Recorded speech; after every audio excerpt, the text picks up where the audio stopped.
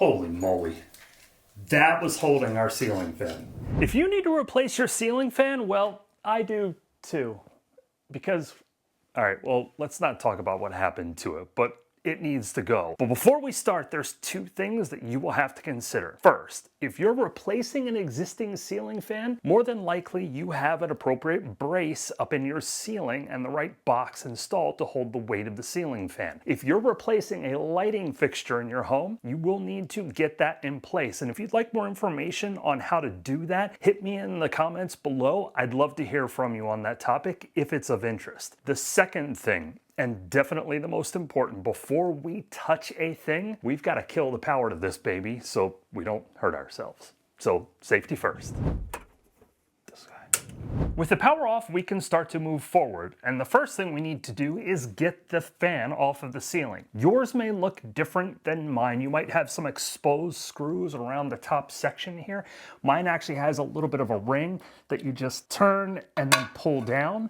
And that exposes the screws that are up here, and we just screw that out and then pull the fan off.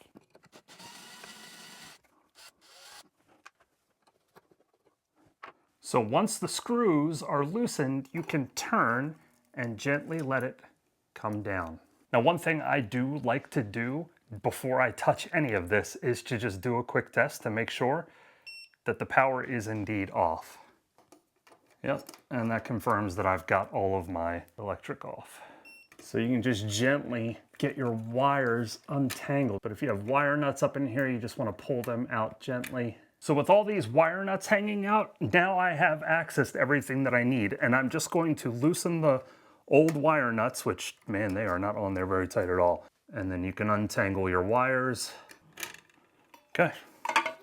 And just like that, the fan is loose. With the fan down, this exposes the mounting bracket that it hangs from. And I've discovered that I might have a problem with my box, which I'm not super excited about.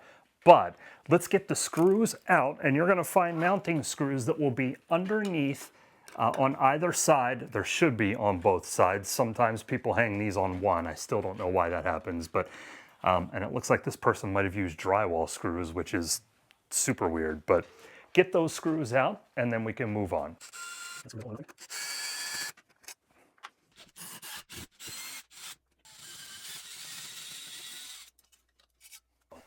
But first, I'm gonna get that old box out of the way. I've gotta say that I'm a little bit shocked at what I found in the ceiling, but maybe I shouldn't be. There is a bracket in the ceiling, as there should be, to mount the ceiling fan to, but whoever installed the ceiling fan didn't cut the hole appropriately. So the bracket, as you'll see here, is off center from the center of this hole, where it should be. So instead of cutting additional section of drywall out so that they could put the proper box up into the ceiling, they just grabbed a cheap old plastic electrical box and drilled 2 screws through this side to try and hit the wood support up in the ceiling, and went through the other side with 1 screw, and that went into like absolute air. There's nothing over there, which is why the ceiling fan was doing this on that side. The worst part, it wasn't connected to that brace in the ceiling. So I'm now gonna run to the store, pick up one of those brace kits so that I can get the right box that has the right holes aligned for this brace, so I can get this fan hung the way it should have been hung in the first place. This is unbelievable, but I'll be back. In my ceiling, this is the brace kit that's there. It's a Rayco, I think this is a model 926, and I'll link everything that I'm using in this video in the description so you don't have to go searching for it yourself. But it has this piece that moves back and forth in the center so that wherever you cut your hole, you can slide that too, and then it is held by the actual brace itself. That's how it should have been done. But there is a very specific box that comes with this that has the holes that are cut to fit properly onto that section of the brace kit. So you mount into this, and that's what gives you the stability in your ceiling. Now, one note on these kits when you buy them, the biggest thing you really have to factor in is depth. So this is an 1.5" box. You can get deeper boxes as well for these kits. Just measure to see how deep you need to go with the brace that you have in your ceiling. But if you need to put a brace in the ceiling and maybe you don't have access to that area up there, I'm actually going to create that video and I'll link it at the end of this one so that you can see how to do that install. I don't need to do it here, but I'm going to simulate it for you so you can see it. The hole in my ceiling is a 4-inch hole, and I have a 4-inch hole saw bit that I'm going to use to trace the new section that is required. But to do this, what I'm going to do is center that sliding piece that's on the brace into the center of the hole, this piece right here, so that I can get an idea of where I need to actually trace that next section. So what I'm going to do is put this up against the ceiling, line it up to the hole, looking through the middle here. It's kind of tough for you to see here, but you kind of get the gist of it, and then trace the other section of it. So the key is to get that brace, the slider, in the center there, and then I want to move the wires away, get that hole centered there. I'm just going to hold it from the inside and go from the old section right around to the new. Now you want to get this as close as you possibly can. That's the goal here. I'm going to make my hole a little bit bigger than it needs to be just to give myself enough room to get that box up in there. The base of my fan is significantly larger than the hole that I'm going to make, so I don't have to do any drywall repair. But if your base is not much bigger than that hole, just be careful with that piece. And if you have to, throw a little extra section of drywall in there to cover it if it's like super far off.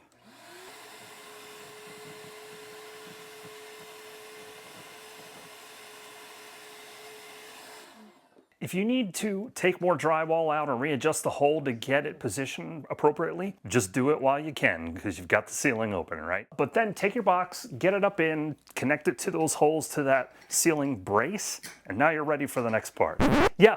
Pause for a second because you can see the finished fan in the ceiling, but don't look up there. As I was pulling the video together, I realized there was one thing that I forgot to record, and it has to do with the box in the ceiling. If you had to put a metal box in the ceiling like I did, where maybe you were replacing a plastic one, or maybe you already have a metal box in your ceiling, you will need to ground that box using the green screw inside of your box. And it may be in a different location than mine, but you'll want to make sure that you grab an extra same gauge wire as what you have for your house ground and put that in here to ground your box. Later on, I talk about how I had a 3-way Wago lever connector for my 3 grounds. It's actually a 4-way when I fixed it. So it's just to review. It's the ground wire from the house, it's the ground wire from the box, and it's 2 ground wires from the fan. One from the motor housing itself and one from the metal plate that I mounted to. Please make sure you ground everything properly. I didn't want to miss that detail.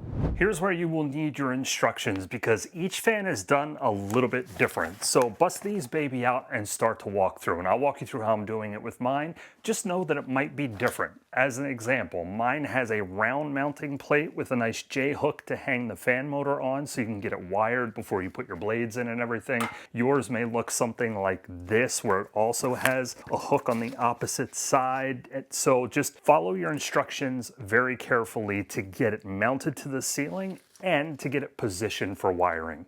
Now mine is circular. I will be feeding the wires through the center of it, and then with the box and the ceiling, it comes with the screws with the locking washers that you're going to need to get this mounted in place.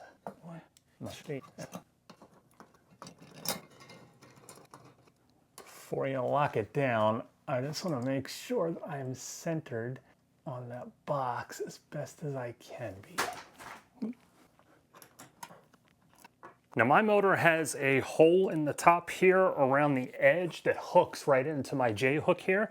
So I'm just gonna hang this baby up here and then I can get the wiring started. Make sure it's on. Yep, cool.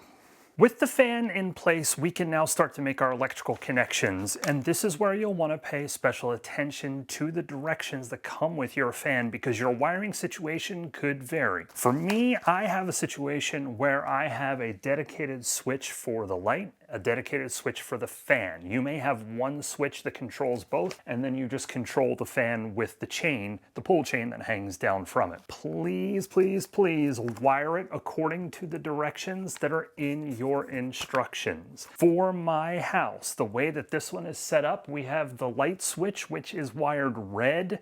Typically, from what I've seen, you would actually have red for your fan, but this one is wired red for the light switch, and then black for the fan. So I'm going to use lever connectors to make these connections. To make your connections, you have some options. Now, my old fan was connected with the old school wire nuts, and these have worked well for years. I've used these on a lot of lighting fixtures in the past. You just want to make sure you twist your wires before you put the nut on, and then it's always good to use electrical tape just to hold it in place so you don't have any loose connections in the ceiling once you tuck it back up in there. My fan actually shipped with some really cheap lever connectors, which I am not going to use, but I am going to use a lever connector for this. Now, there's two that I really like. One is the Wago 221. The other is an Ideal product, Ideal Electric. And both of these are fantastic. You put your wires in, you snap down to make your connection. You have your black and your black here, or your red and your red here, or you have your ground and your bare ground here, and they connect and you can tuck them up into the ceiling. Since the hole on my plate is so small and I'm dealing with a really tight space up there, I'm actually going to use the Wago on mine because it is significantly smaller form factor for me to fit up into that box in the ceiling. So once you figure out what wiring situation is yours, you can start to make your connections. Once you have all of your wires connected appropriately, and for me, my red wire controls my light, my black wire controls my fan motor, my grounds all go into a three-way Wago 221, everything else is a two-way here, and then my neutral, my white, goes with my neutral here. Now, you might be tempted to leave these sitting up in the housing of the fan. Do not do this. That is a violation of electrical code. You know, the whole reason the box is in the ceiling is to get those connections up in the ceiling. So you will want to very carefully tuck, and you may have a tiny hole like I do here, all of your lever connectors up into the housing. You know, from everything I know, it's okay to leave these additional wires hanging down inside of the housing. It's the connectors that you need up inside of that box. So do not miss this step. With the electrical connections taken care of, now we can attach the motor housing to the plate on the ceiling. And I have two mounting screws on either side that I will hook onto. That holds it in place, and I can tighten those down. Before I installed my mounting plate, it told me to remove two specific screws, which I will then reinsert as well.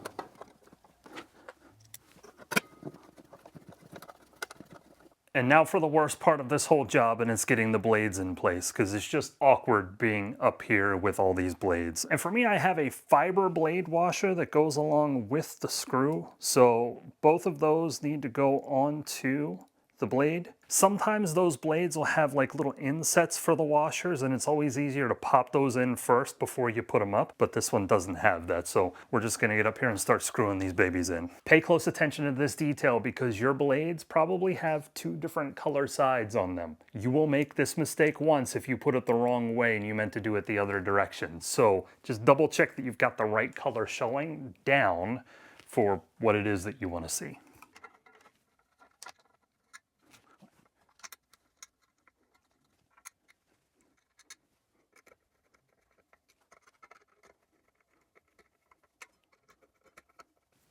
One down. With all of the blades in place, now we can move on to the housing for the lighting. And again, you'll just want to follow the instructions that come with your fan. To get my housing for my light connected, my directions are telling me to loosen two of the motor screws here and take one all the way out. That way I can get it up, twist it, and get that one in place. Okay. Feed this connector down through here. Okay.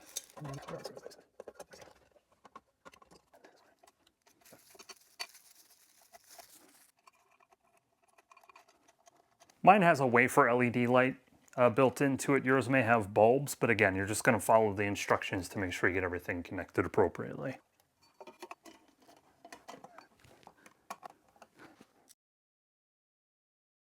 And voila! The fan is in the place. But will it work? Well, let's find out. Now you can flip the breaker back on so you have power in the room and give this baby a shot. Let's hit the switch. Huh. We have light.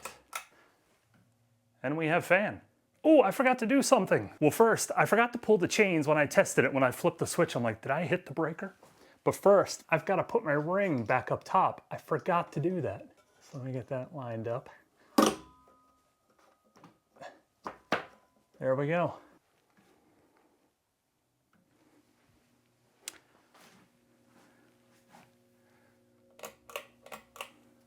Most of this comes down to the instructions for your fan because many fans are installed different ways. But getting it braced properly in the ceiling is going to be a key piece so your fan doesn't come out. And to see how you install a brace in your ceiling when you don't have access to that ceiling, check out this video. And until the next time, keep doing it yourself.